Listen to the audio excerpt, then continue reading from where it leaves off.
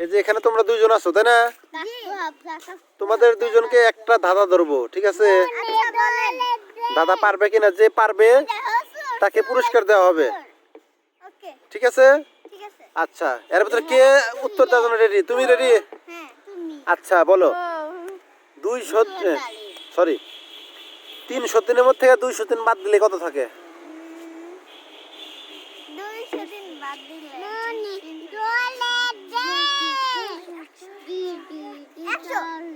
না না, উত্তর সঠিক না।